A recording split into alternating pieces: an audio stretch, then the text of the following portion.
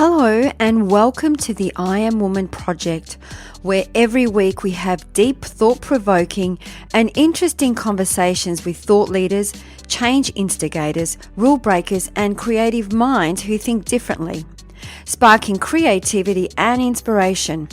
Our special guests on our show cover a variety of topics just for you, and they share their personal stories to inspire, motivate and empower you, our listener. The I Am Woman podcast is produced for your enjoyment, and show notes are found at www.catherineplano.com. Come back often and feel free to add the podcast to your favourite RSS feed or iTunes. All links are in the show notes. Now let's get into the show.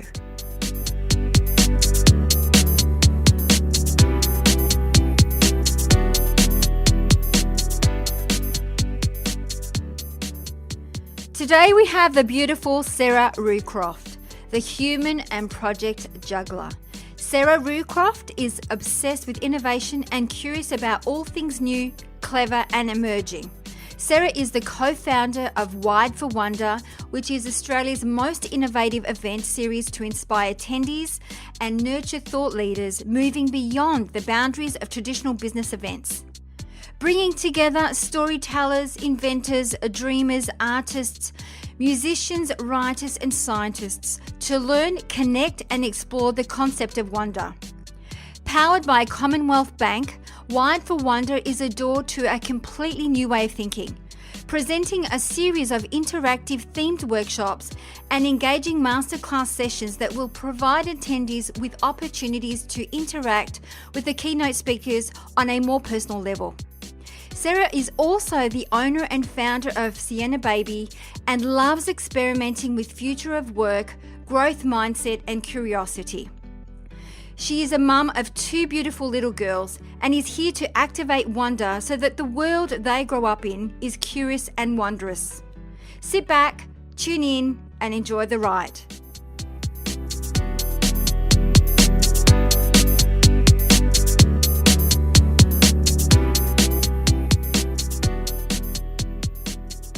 So welcome Sarah Roocroft to I Am Woman Project. How are you today? I'm amazing. How are you? I'm good. Look, I thought we would start recording because we're having some juicy conversations, and I really thought it'd be great if our listeners could listen into our conversation that we were just discussing. Now, I think the first one that I'd like to bring up is we were talking a little bit about guilt. And you said, I don't do guilt. And I'd love to hear more about how you don't do guilt, because a lot of our listeners and a lot of the women that we work with, it's their default position. So what's your secret? I used to do guilt. I have to confess. So I used to do guilt, but I choose not to do guilt now. And I do. I say it in a very flippant sort of way, like, I don't do guilt.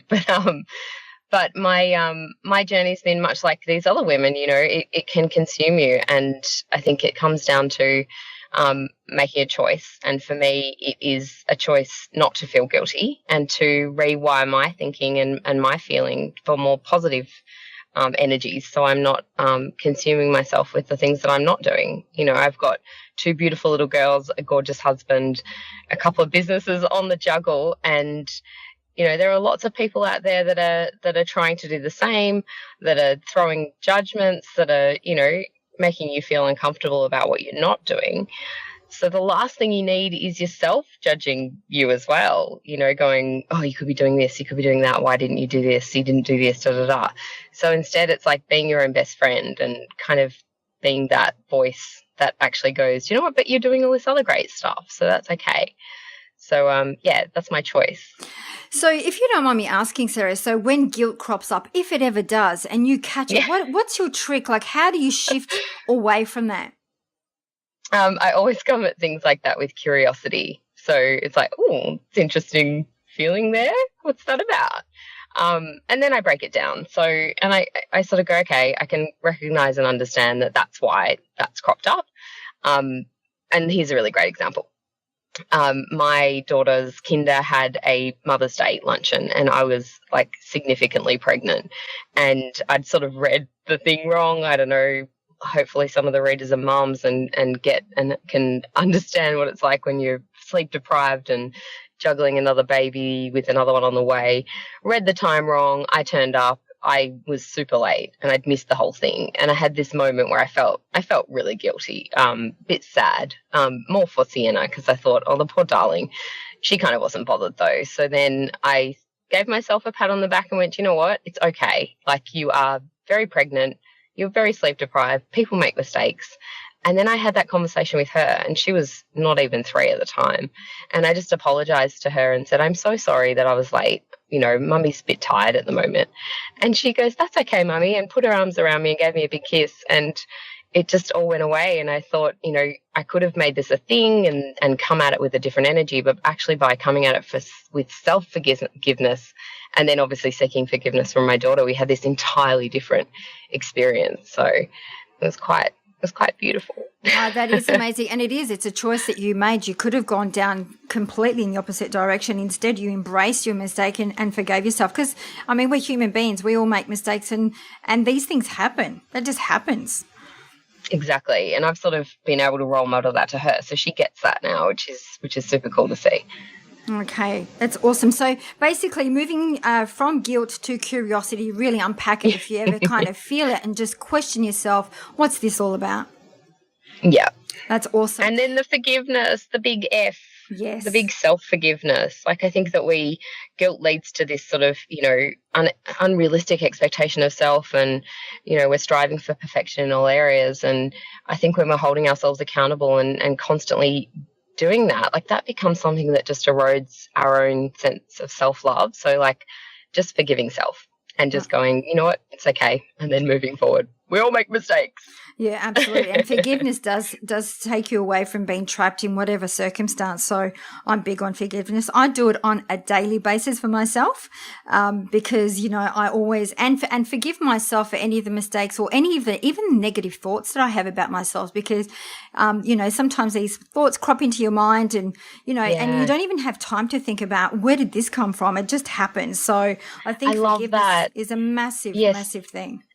And just going, it's okay. I'm allowing myself the luxury of this negative thought right now, and that's fine. Absolutely. Now, Sarah, we were also having a bit of a chat before about all these amazing things that you do. And I love the way that you were talking about, because you're doing lots of things with crystals and baby shoes. And I love you made a statement that dessert stomach of productivity, which I just love. So I thought maybe if you could tell our listeners a little bit about you and some of those amazing creative things that you do. Yeah, so I I always come up with strange ways to describe things. That's probably because I'm doing so many different things that it ends up fusing in a bit of an innovative way. So I work for CommBank doing the most incredible program. We're in our 4th year this year, Wired for Wonder, which you are going to speak at this year for me. So I'm very, very excited. And then I also have my own business running a little baby shoe company called Sienna Baby Shoes. And in that I've got these beautiful soft-soled leather shoes that are in gorgeous leathers that not only look great but are really great for your kids, because soft soles are great for their neurological development, which was important for me as a mum. And then I just recently started Crystal Baby, which is just about activating curiosity and helping people build out their meditation practice. When people start to get curious and understand meditation and mindfulness, they often stumble upon crystals because they can actually enhance the energy of that particular practice. And so I've been curating some really beautiful crystals for the home and for people to use in meditation for well-being and for just improving the quality of their energy in their lives. So that's fun for me. But as I said, around the dessert stomach of productivity, that's my story. Like, obviously those things work for me, and I've spent time trying to understand what gives me energy and what fuels my greater purpose. And I feel like when people sit down and connect with that, they tap into this dessert stomach of productivity. And I say that because it's like you've eaten this ridiculous meal and you think, I can't possibly fit anything else in. And then someone brings out this insane looking dessert and all of a sudden you go, okay, I can have at least a bite of that. You know, like I can make space for that. And I've noticed over the years people can do that when it comes to really interesting tasks. So they can feel like they're really full and they can feel like their life's so complex, and they say, oh my God, I'm so busy. And then something inevitably comes up that they literally can't say no to, and they find time and they find a way to do it. So I feel like the secret of getting lots and lots of stuff done is kind of creating a world where you're working on dessert stomach type stuff, desserts all the time. So you're actually finding that space and finding that energy that fuels the other projects. And inevitably there's always boring stuff that needs to be done. But ideally you're in a scenario where you've gotten so much energy from the fun stuff that it just gets done anyway. So that's sort of my mentality, and hopefully that makes sense to others. Oh, absolutely. I just think I'm sitting here going, I wonder how you do this. You're a mother of two, you're a wife, you've got 4 odd businesses going on, and I'm listening to you, and it's obviously, which is a little bit different. A lot of people spend a lot of time in their head thinking things through, where you're feeling your way through. So obviously by feeling your way through it, and when you were talking about the dessert stomach of productivity, you're very much being driven by your gut feeling, your intuition. And obviously this is where where most of your chi or energy is coming from. Mm-hmm. And then obviously working with crystals, that's another thing. With crystals, do you program your crystals, like the quartz crystals, or do you work with? Yeah. Absolutely. And for those who don't understand or use crystals or get them, I've sort of said, even if you use it for setting a goal, like very simply, if you go, do you know what, I'm going to put that crystal on my desk, and every time I see it, it's going to remind me that I am working towards X. And that's a simple reminder that you've got this commitment to self, and that can serve as a physical reminder to actually tap in and go, hang on, how am I going with that goal? So you can actually, check in with them like that. So I've explained that to people in the past, and they've sort of gone, okay, that makes sense for me. Obviously, as you start to work with them more, you realize that it's like this insane, amazing exchange that you can have. So you can actually get incredible energy from them, and they can kind of boost your energy and help you tune your goals and your mindset and that inner chatter that you have. But that's obviously a very exciting and curious adventure that people can go on themselves. I love it. I love crystals. I've always worked with crystals, and I even sometimes lie down on my bed and I place the coloured crystals that are aligned with my chakras and just lie there and almost go into a meditative state, and I really feel the energy and their cleansing. And I also have this chakra CD that I play as well, so I'm kind of going through a real cleanse and really energizing my whole physical, emotional and mental well-being. That's a beautiful gift for self. Just to take time out and to actually, pay attention to the energy force that is flowing through you. And actually one of our speakers last year, Dandapani, who teaches meditation, talked about meditation being a meeting with your energy. And yours sounds like a date with your energy, which I like. It's like this beautiful moment where you actually tune into this, we are all energy. Everything is energy. Everything's made up of energy. So why not take time to check in with yours and see where it is that it's flowing and what it's doing, and whether you're focusing it in the right areas. I think that's really cool. Oh, absolutely. I get up at 5 o'clock every morning and meditate. And when I don't, I really know the difference. I'm not balanced.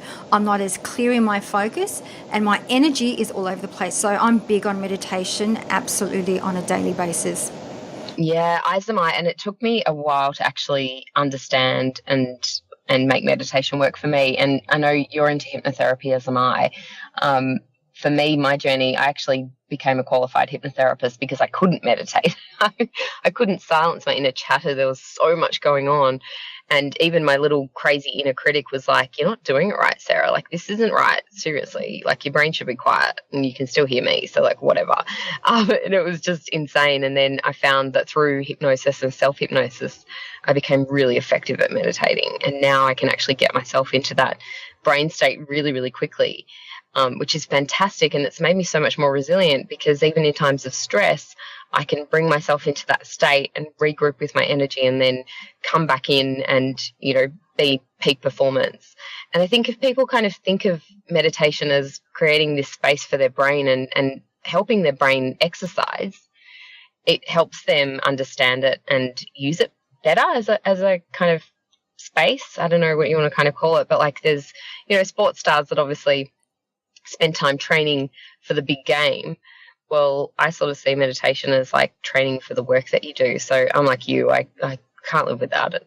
Yeah, I know. And for me, it was one of those things that for so long, I always seeked external, and I think especially too, I did a lot of work with different gurus over my time. And I think it was always, I was always trying to seek that ascension, that, something bigger, greater. And in reality, it's inside of us.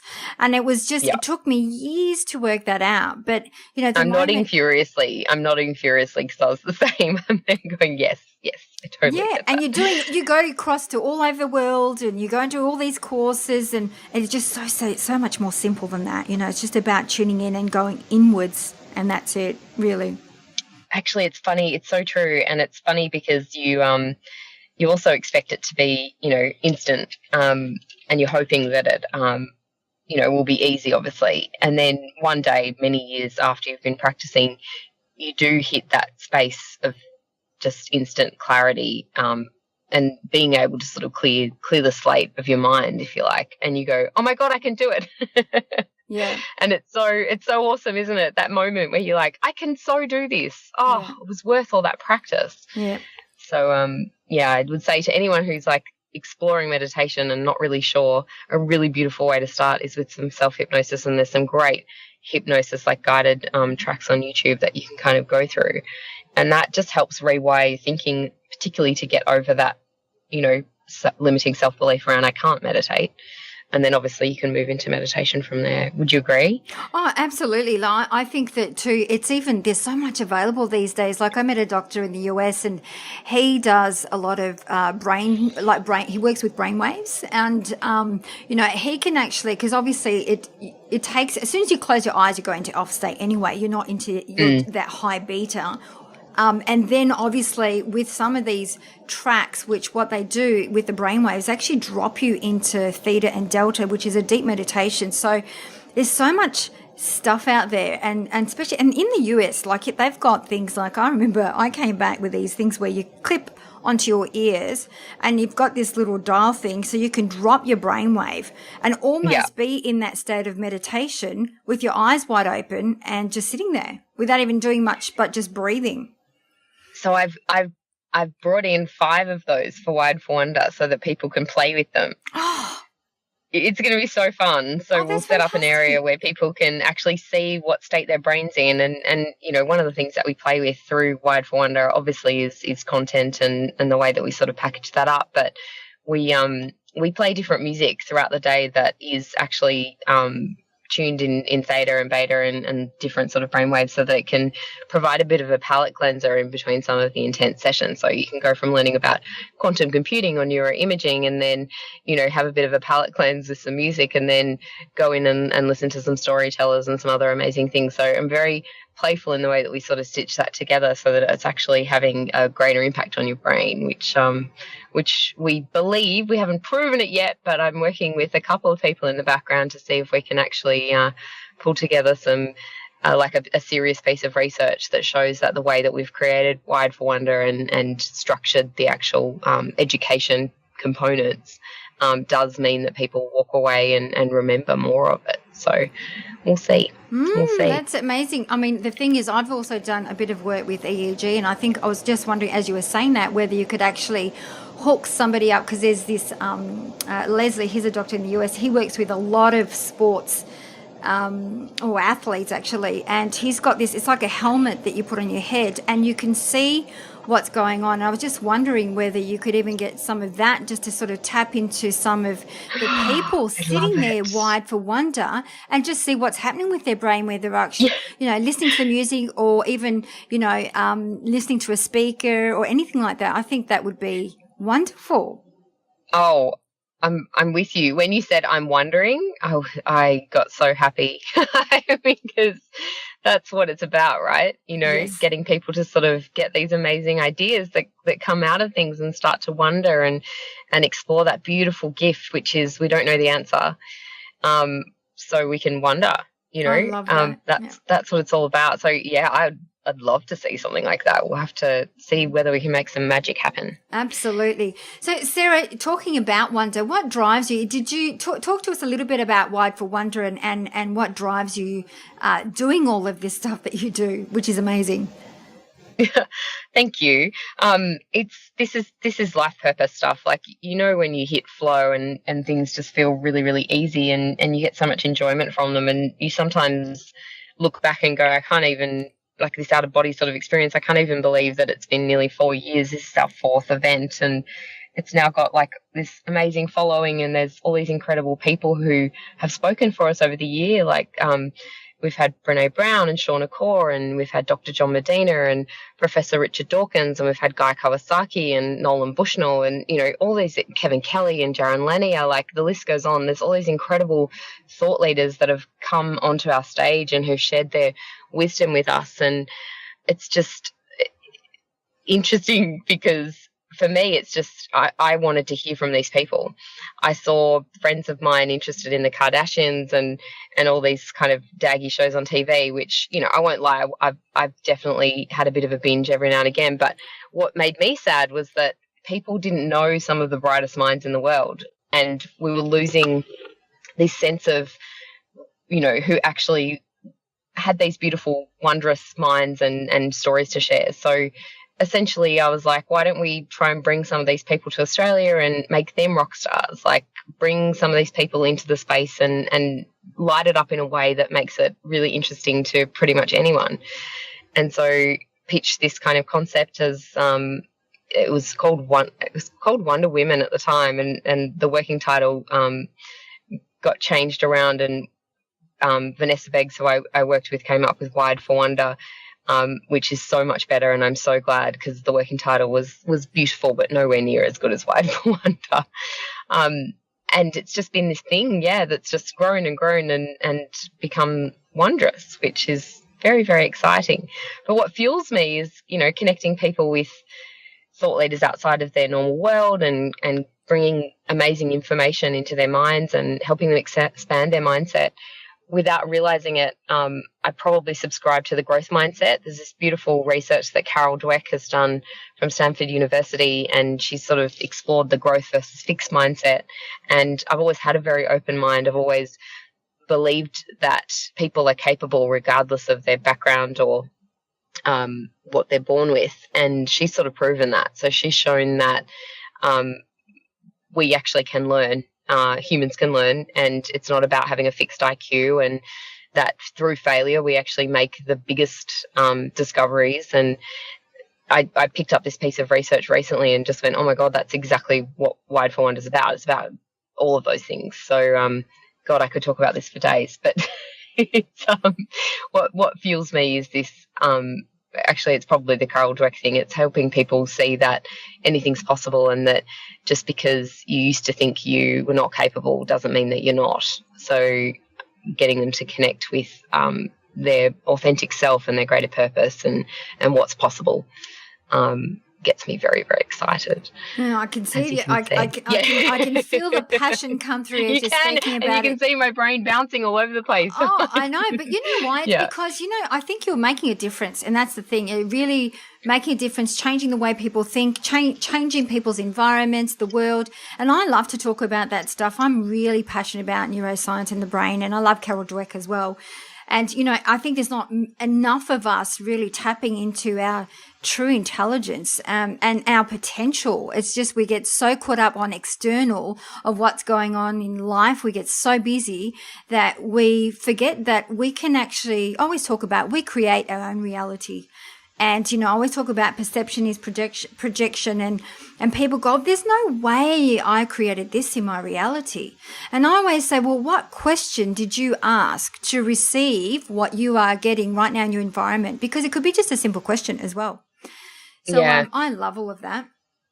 Absolutely. And I agree too. Like there's so much to be said if people just take the time to actually tune into their authentic self and their greater purpose. They bring such a different energy to everything that they do. And Wide for Wonder for me is this platform where if I can get people to get curious, if I can connect people with curiosity, and if I can get people wondering, then that leads them to their greater purpose. And it's a non-prescriptive event, and I absolutely love that about it. Like, I work really hard to make sure that people know that this is a safe place to play. You know, we want to share big ideas and, you know, out there things and a bit of controversy, and bring together seemingly disparate concepts, ideas, and people, so that everybody in the audience has an opportunity to connect with something that resonates with their inner being and allows them to shine a little bit brighter and be a little bit more curious walking out of the door. And we've achieved that the last few years. So I've sort of said it's helped me get really clear on my life purpose. My life purpose is to activate curiosity in the world. Oh. And, you know, as I've gone through this journey, I've gotten really clear on that, and it's actually made me a better mum. It's made me a better partner. It's made me a better human, because I approach things with curiosity for self as well as trying to activate curiosity in others. And, you know, it's a journey. Like, I'm not always curious. Sometimes I just want to shut things down and call a spade, but like I'm committed to bringing out that in others, which, yeah, it's a very exciting journey to be on. I can't wait. I'm very excited. I think curiosity also opens up the mind to possibilities as well. So it sounds like a wonderful event, and I can't wait to be there. So, Sarah, with the benefits of hindsight, what would you have done differently in your life or career? Yeah, it's interesting. I don't really have any regrets. Like, my life's just been, it's been what my life's supposed to be. Like, I do believe we come into this life with like a set of lessons that we need to learn, and mine's been a beautiful mix of lessons and a beautiful mix of wonder. And I think, yeah, it's beautiful. Like, it's all worked out for me, but I'll be making sure that, like, my family make sure that they stay true to their path, if that makes sense. So yeah. I'm probably more forward focused rather than even indulging in hindsight, if I'm honest. Yeah. It's all about sort of my family and trying to make sure that they have really great opportunities to be curious and to explore their life purpose and all those sorts of things. That's beautiful. And I love the fact that you have no regrets. I don't think anyone should have regrets, and the fact that you embrace what you have gone through and then pass that wisdom on to your beautiful girls. Yeah. Oh, wow. I don't know who said it, but I'm sure someone said it to me. Mistakes are the portals to discovery. Yeah. And I love that, right? You know, when you kind of embrace your mistakes and embrace the you know, dull moments and kind of go, okay, that was a bit of a ding, but let's move on. Then it just means that you're not depleting your energy. You're able to kind of keep moving forward. Yeah, and I guess too, like, as you're talking about mistakes, and we all make mistakes, and some, you know, greater than others. So when we're looking about, you know, making mistakes, what would be one of the greatest lessons that you have ever learnt from making a mistake? Oh God, there's so many. I've made so many mistakes over the years. I've just learnt to embrace them now as these, like, beautiful lessons. So, I think it's apologizing and forgiving. So it's forgiving self, and it's forgiving the circumstances, and understanding that, you know, there's things that are outside of your control that you had to sort of just embrace and sort of move forward with. You could sit and overanalyze and you know, really use all that internal chatter to completely dissect and be hard on yourself, if you like, for everything. And I think it's important to do that. I think self-reflection is really, really important, because obviously you don't want to just sort of breeze through life and be like, oh, that's fine, like, oh, whoopsie daisy, whatever. Like, I take my mistakes seriously, but I also joyfully embrace them. And that's I think the difference. It's actually sitting there and going, okay, well, this was a mistake, but what did I learn from it? What am I going to do differently? What would be a better way to kind of approach this? And then once I've kind of been through that little analyze sort of space, then I go, okay, cool. And then moving on, because I'm not going to let myself stay in that space being hard on myself or judgmental or critical or, you know, God, you were such an idiot and I can't believe you did that and da-da-da, because I think that then continues to create the reality that you're sitting in. So that's my method. Yeah, and you can get quite stuck in that too. I think for me, I always look at any form of mistakes or failure as feedback, and so I look at what not to do the next time I'm doing that same thing or I'm presented with that same situation. So I always say to myself, well, Catherine, you're here to learn, and lesson learned, and so I just move on. But I give myself the time to reflect and analyze what could I've done differently and what have I learned from this experience. Because I think that with me, and I say this to my son all the time, if you live life with every day, at the end of the day, what did I learn out of today? It takes you away from that mindset that you are making mistakes and you are whatever that may be. It's always like, what am I learning instead of what kind of mistakes am I focusing on? I think, Catherine, you and I are the same in that we sort of approach things with gratitude, and gratitude's such a different frequency. Like you're in a totally different headspace when you're approaching things with gratitude. So yeah, it's funny. Like obviously I also then have, I also embrace things like experimentation and failure and all those sorts of things. Like I'm like, if we're going to make mistakes, let's make them fast. Let's like make sure that we do it really quickly. And so it's interesting. You can sort of talk about life mistakes and then business mistakes. My biggest failure on the business side of things with Sienna Baby, for instance, was having this supplier in Indonesia. We had this beautiful family, and I thought I was doing this really great thing. We're having this like socially conscious business and engaging this gorgeous family, and then they completely ripped me off, like for a lot of money.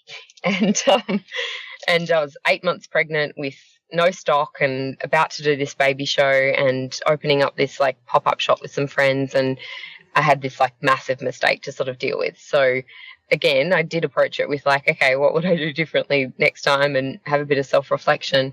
And then I did have to move on. But I think it's interesting because I still approached it with the same sort of mentality. If it was a life mistake, if it was a relationship mistake, if it was a business mistake, and onwards and upwards, we've now got a really great factory, and we'll be hopefully in 50 stores by the end of the year. So yeah, it's interesting, isn't it? Like if you kind of approach things regardless of that with that same sort of mindset or methodology. Oh, absolutely. And I think that, you know, for me too, I've made massive business mistake and lost hundreds of thousands of dollars. And for me, it was really about what was my lesson in that, and took the learnings from it. And now if ever that, you know, circumstance ever presents again, I'll be thinking twice about it. So for me, I'm grateful that I learned that lesson, and it could have been worse too. You know, I always think it could have been so much worse than what it really was. So I guess with anything, it's the meaning you give it. Yeah. So Sarah, you're really chilled out, laid back. I'm quite sedated just speaking with you. Do you ever worry or do you ever like stay up at night worrying about anything? I have absolutely. But I think through meditation and mindfulness, I've got all these really great tools and tricks now to kind of notice when I'm getting into the danger zone, I call it, with my husband, which is a mix of sleep deprivation and hunger. If I get into the danger zone, that's when I can become a bit irrational. And it's like trying to drive a car without the right fuel in it. Like I've just worked out what's my empty gauge, like what's that light that flickers that lets me know that things are not going to be okay. And then I go into like, you know, a bit of a space of self-love where I go, okay, I need a massage, I need a bath, I need 8 hours sleep, and then I'm going to be absolutely fine in a day or 2 days or whatever it is. And I think it's interesting. A lot of humans just do the run, fall in a heap. And I used to do that. And worry yourself sick.